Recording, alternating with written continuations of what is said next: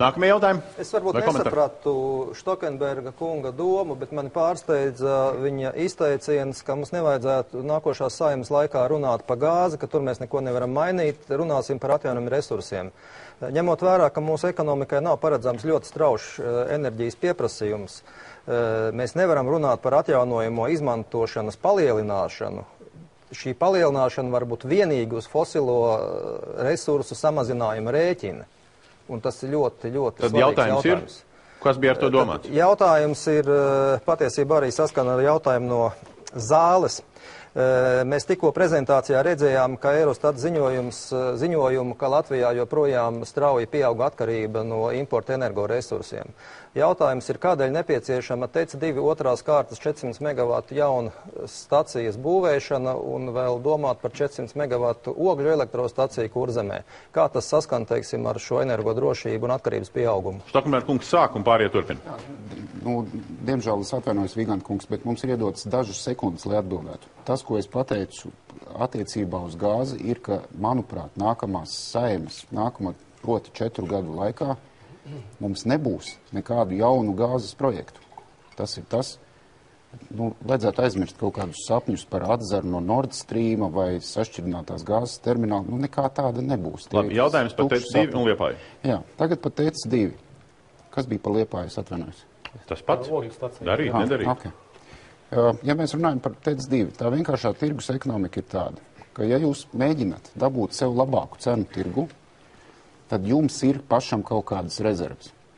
Un tā ir vienīgā TEC 2 otrā energobloka jēga. Proti, ja jums pietrūkst tirgus apstākļos, jums pietrūkst jaudu apkārt, kur jūs varētu kaut ko nopirkt, tad jums paliek tikai monopolists, kas jums nodiktē cenu. Visi ar lielu prieku droši vien izlasīja, ka pirmajā pusgadā Latvija Energo šogad ir nopelnījis 50 miljonus latu. Es jums varu pateikt, ka lauvas tiesa no tās peļņas ir tāpēc, ka atsevišķās dienās mēs Lietuvā nopelnījām 1 miljonu latu, tikai tāpēc vien, ka lietuviešiem nebija nekur citur, kur nopirkt elektrību, kā vienīgi no Latvijas. Atkārtosim jautājumu. Jā vai nē būtībā, jā? Vai TEC 2 un Liepāju mums vajag? Jā vai nē? Pēc būtības? Pēc būtības, jā. Un Štokenberga kungs atbild? Es atbildu, ka tas mums... Jā, TEC 2 un Liepāju? Ja mēs runājam par Liepāju, tad mums ārkārtīgi rūpīgi vajadzētu vēlreiz paskatīties, kādi ir šīs stacijas parametri. Nevelti? Jā, nē, nezinu. Ne, bet mums nav šobrīd nekādu citu aprēķinu, kā vienīgi tas, ka ir paredzēts 10% biomasas tajā. Tas reizēm joprojām Kalvīšu laikā pieņemti ministru kabineta noteikumi, viņi spēkā. Bet Vigants, tur ir tikai 10% biomasas. Jā? Talīns kungs? Protams, ka nevajag ogļu staciju, kur tur vēl darbotos kondensācijas režīmā. Tas ir pilnīgi neekonomisks projekts.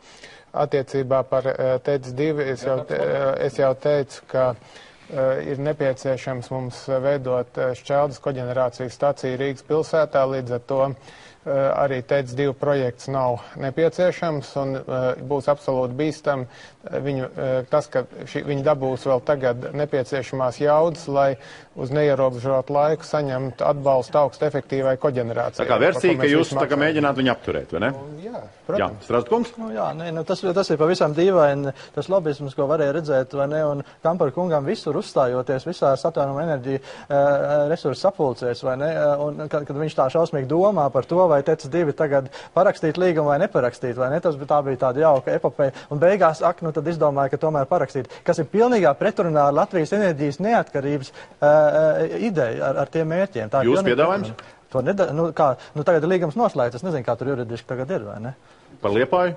Par Liepāju no Akmeņogles. Latvijā tāda nav. Es nezinu. Jautājums ir tāds, vai Rīgas TEC 2 otrā kārta ir jāapstādina, un kad jūs būsiet valdībā, vai jūs to darīsiet, jeb ne? Strasdkungs saka jā vārdu? Absolūti, jā. Tikko jurists izdomās, kā tu mēs to jā vārdu, tad jā. Labi, Cilīns. Zemiškungs.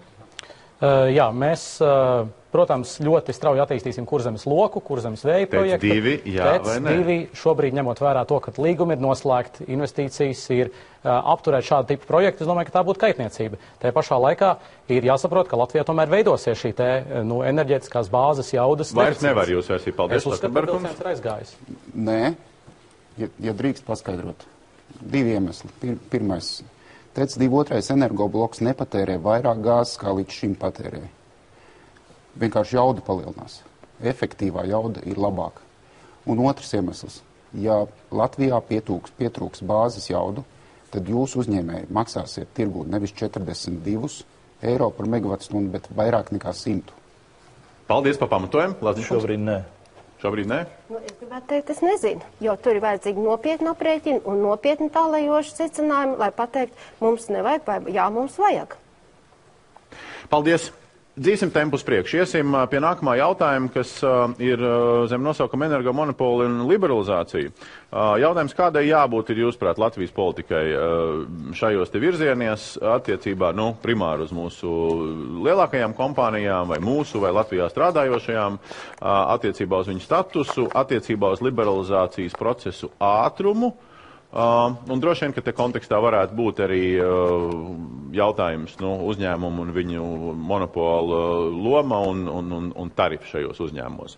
Štakman kungs? Jā, protams, izpildīt to, kas attiecās uz tirgus liberalizāciju. Es saprotu, ka vienīgā problēma, kuru diemžēl ir ielikta jau 90. gadu vidū, ir tas, cik ilgi ir spēkā līgums ar Latvijas gāzes privatizētājiem.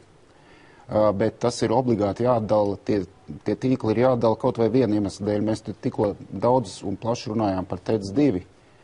Ja Latvenergo varētu pirkt pa taisno gāzi no Gazproma, apējot Latvijas gāzi, tad mums būtu vēl zemākas ražošanas izmaksas. Paldies, Strasdungs.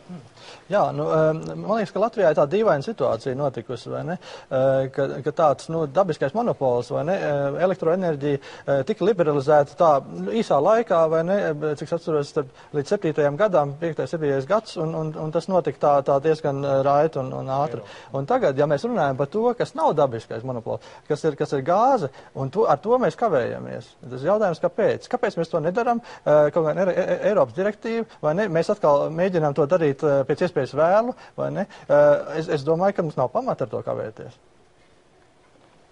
Paldies, Cilīns kungs. Man liekas, atbildi Strasdkunga jautājumam bija tas, ko Benders kundze teica, ka mums vajag 5 gadus padomāt par šo lietu. Tas, apmēram, tā kā tā politika ir notikusi līdz šim, Gazprom lobētā politika. Bet īstenībā mums arī Latvenergo nav līdz galam sadalīts, tā šī nodalīšana integrētā koncernā ir bijusi fiktīva un līdz ar to, teiksim, šis monopola stāvoklis ir pārāk saglabājies, tas ir jāmaina, un neapšaubām ir jāveic gāzes tīkla liberalizācija, jo ātrāk, jo labāk, ja tur ir nepieciešams, tur jāpiesaist pasaules līmeņa juristi, lai tiktu ar šīm juridiskajām finansēm galā, un visbeidzot ir arī valstiskā līmenī jāatceļ tādu veidu nelikumīgi līgumi, kā piemēram, kas ir uzspiest pašvaldībām, teiksim, kā Rēzeknei pa kaut kādu garantēto gāzes piegādes apjomu, ko ir parakstījuši korumpēti politiķi.